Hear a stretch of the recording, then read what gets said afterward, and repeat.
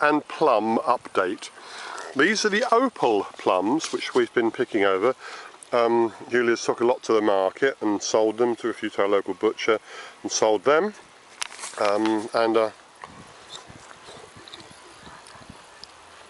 All that are supremely juicy and sweet.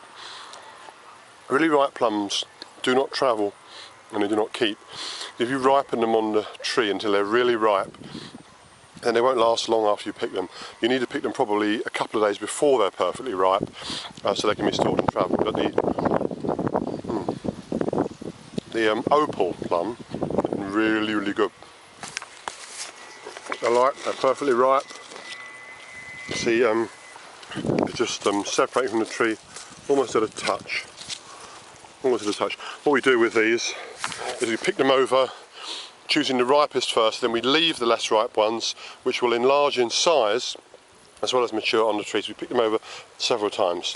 Now, again, here are the Victorias next door. We thin these hard, and then we thin them hard again, and then we thought, oh, why don't we thin these hard properly? And now we've got, this is about, I would suggest, the right sort of distance apart you want them to avoid too many broken branches. I'm afraid we've got a few broken branches despite our best care. But you'll observe that these Victorias are not yet ripe. For the sake of argument, I'm just putting those opals in my pocket and I am going to eat them. For the sake of argument, I'll pick one off of here. You see it's coming, it's quite hard to pull it off. So just listen to this. Oh! Believe me, that is spiteful. Let's bite that again. Sour. That's really sour. This one, and you should have crunch on the other hand. This one, no crunch, melts.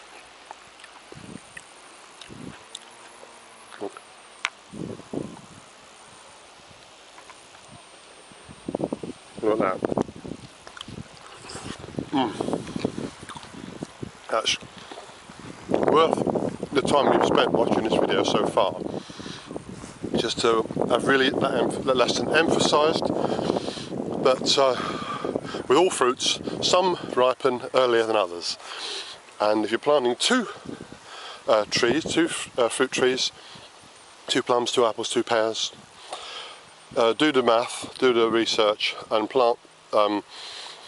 Opal and Victoria would be a good choice. Plant a couple which would mature at different times, so that we've been eating and enjoying our Opal plums for 2 weeks now, and probably will be enjoying them for another week. And then the Victorias will just be beginning. So we're eating plums for sort of 4 or 5 weeks instead of just 2 weeks.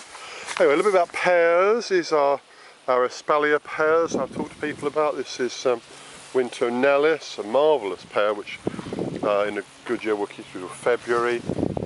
This one is Santa Claus, famous for its marvellous colour. Everything's a little bit ahead this year, everything's 2-3 weeks ahead this year. This is, I think this is Josephine de Malines, so I can't quite remember. Another long-keeping winter pear. Remember again, storage, keeping. This is Burr Hardy, very well-known pear, very, very good flavour. It's supposed to be a mid-season pear, sort of October pear, but we found it's really a September pear for us. These are very popular. People really love these. Oh dear, I need to come and tidy this up a bit.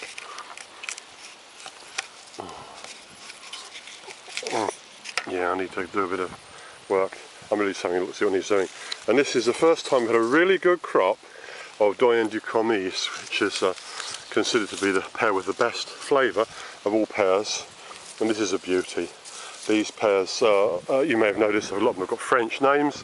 That's because the French have really put the spade work in over the years with pears. The apple is the fruit most associated with England, and the pear, apart from grapes, of course, with France. Anyway, so a quick look through the Espalier orchard.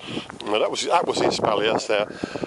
The pyramid pear orchard. Now, originally we never thought that we would grow pears for sale because it would be too difficult, but we thought, well, let's have some for ourselves, and they did quite well. We found they weren't as difficult to grow as we thought, although keeping them can be an issue.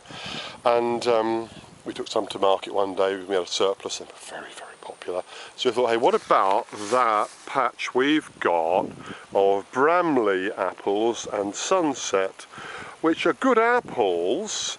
They're growing very vigorously and they're growing more than we can actually sell.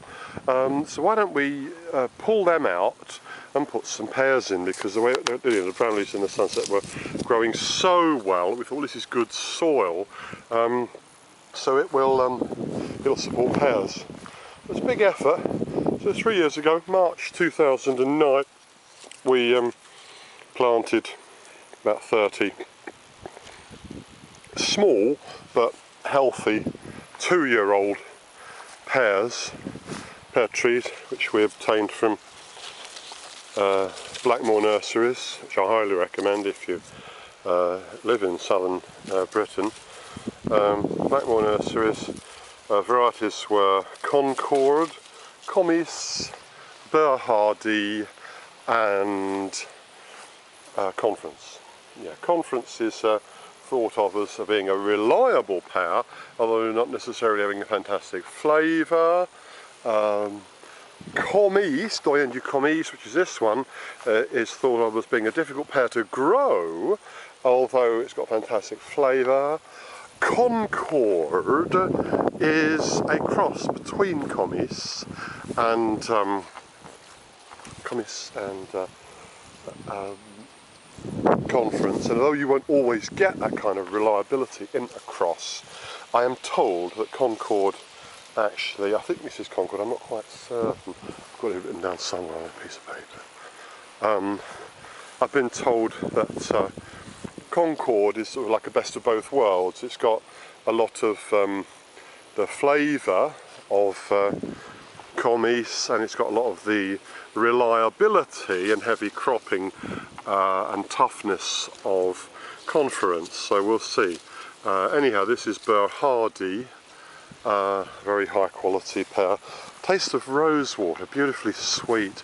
I remember once we were visiting relatives in Shropshire, and we visited an orchard, and I bought a tray of these pears, and driving back, I think I had about 6 of them on the journey. As you can see, I'm supporting these. I'm growing these as pyramids, and I spent a couple of hours out here a little while ago tying these up because of the heavy weight. There's one thing you can do if you've got a very heavy crop. You can put up a stake, and you can tie the tree to the stake, and then this is what's called maypoling, using a lot of binder twine here and a bit of polythene. If you put the binder twine right around it, you probably cut through it. This is supporting really quite heavy crops. Now, yeah, I'll finish the video here to keep it short. And these trees were planted 3 years ago.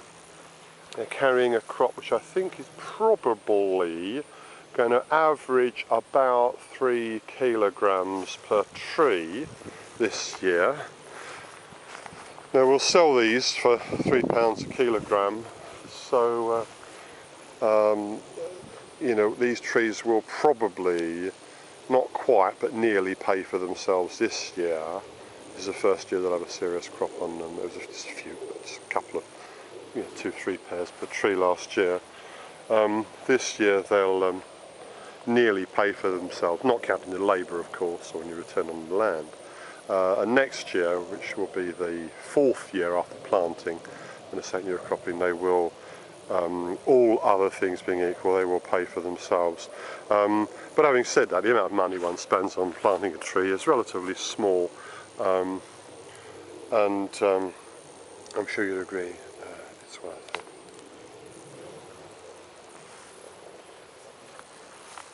So yeah, so greetings, and show you from the orchard. This is a Conference pear. Is a bit like Lord Lambourne as an apple. It's the one that it's the average one. It's the industry standard.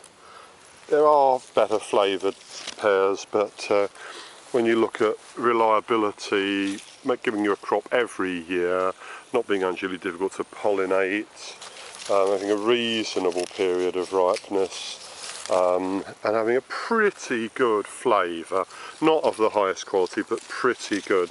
You know, it's like the cheddar cheese of pears. You know, you're not going to go badly wrong planting a conference. Anyway, I think that's about bring this video to a close. 23rd of July, things are quite ahead in the orchard. We're just hoping we don't get hit with any catastrophic weather situations, and we can, you know, take most of our crop to market.